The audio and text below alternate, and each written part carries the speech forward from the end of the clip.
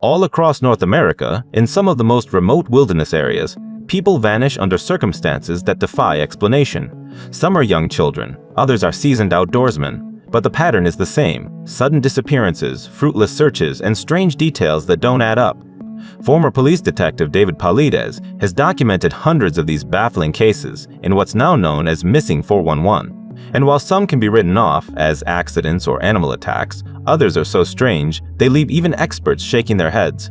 Today, we'll examine 3 of the most unsettling. A Boy Scout whose camera revealed chilling images before he disappeared forever. A disturbing pattern where trained bloodhounds refuse to track missing people as if repelled by something unseen. And a legendary lake in Oregon that seems to swallow people whole. These aren't campfire tales, they're real cases, reported and recorded, and they may change the way you think about stepping into the wilderness. Story 1. The Case of Jared Negrete. In July of 1991, 12-year-old Jared Negrete set out on his very first Boy Scout camping trip in the San Bernardino Mountains of California. He was excited, though by all accounts, not the most experienced hiker. The Scouts began their trek up Mount San Gorgonio, the highest peak in Southern California. At some point on the trail, Jared fell behind. His scoutmaster told him to stay put and wait until the group looped back. But when they returned, Jared was gone. Search and rescue teams were called in immediately. Over the following days, helicopters, volunteers, and dogs scoured the rugged terrain. At 12 years old, Jared could have wandered, but there was no sign of him anywhere.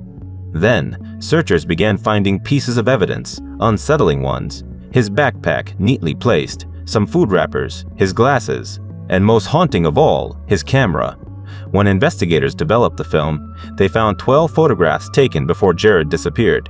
Many were blurry shots of trees, rocks, and sky, almost like he was lost and disoriented, trying to use the camera as a flashlight. But the final picture was different. It was a close-up of Jared's own face. His eyes were wide, the expression uneasy, almost fearful. It's the last known image of him alive. Despite weeks of searching, Jared was never found. No body, no clear trail, only the strange collection of items and that haunting final photo. Was it a tragic case of a boy getting lost in the mountains? Or did something else happen out there, something that left behind only fragments and a snapshot of fear? Story 2. Dogs refusing to track. If Jared's case is chilling, one of the strangest recurring themes in Missing 411 is even harder to explain. It involves the very animals trained to find missing people, bloodhounds. Search and rescue dogs have some of the most powerful noses on Earth. They've located fugitives, missing children, even bodies buried deep underground. Yet in case after case documented by Paulides, dogs behave in ways that make no sense.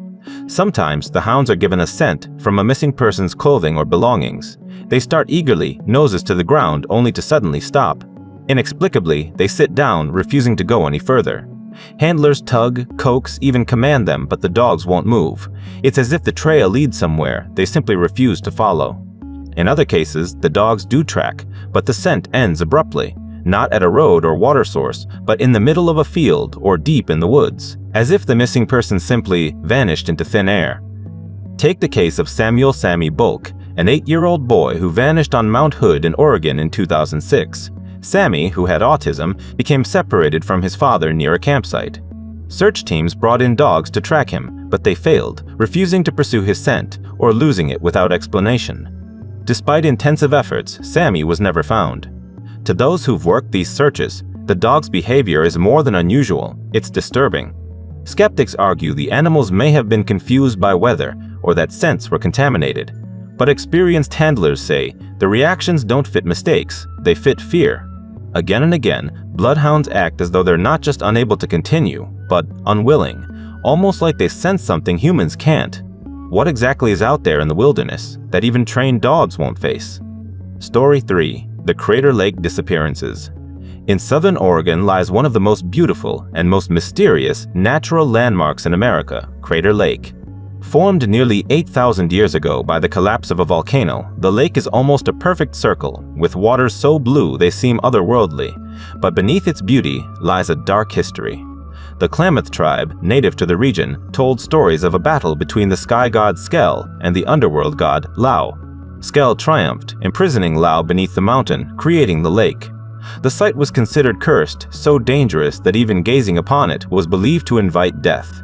Fast forward to modern times, and Crater Lake has become a hotspot for mysterious vanishings. One of the most infamous cases is that of Charles McCullough, a young photographer who disappeared there in 1975. Charles set out to capture the beauty of the lake in winter. When he didn't return, his parents reported him missing. Search teams scoured the area, but found nothing. It wasn't until 2 years later that his remains were discovered, or rather, pieces of them. His pants and boots were located near a remote area of the park, strangely arranged. The pants were unzipped and sitting upright, the boots neatly positioned inside. Bones were scattered nearby, but much of his body was never recovered. Other disappearances at Crater Lake echoed the same strangeness. Cars abandoned near the rim, personal belongings found without their owners, and searches that turn up nothing despite covering every square mile. Is it the hazardous terrain, suicides? Or does Crater Lake hold something more, something ancient and inexplicable, tied to the legends of the Klamath people? Even today, park rangers tread carefully around the lake's eerie reputation, and for those who vanish there, the water never gives up its secrets. Conclusion: the bigger mystery. 3 cases, 3 different kinds of mystery. A Boy Scout who left behind haunting photographs. Dogs that refuse to track as if they know something we don't. And a lake where legend and reality blur, swallowing people whole. Individually, they're disturbing. Together, they form part of a much larger pattern that Missing 411 has brought to light. A pattern that suggests the wilderness may be hiding forces we don't yet understand. Skeptics will say these are accidents, tragedies, coincidences. But the sheer number of disappearances, the strange similarities, and the chilling details defy easy answers. So the question remains, when people vanish into the wild, are they simply victims of nature, or is something else out there, waiting?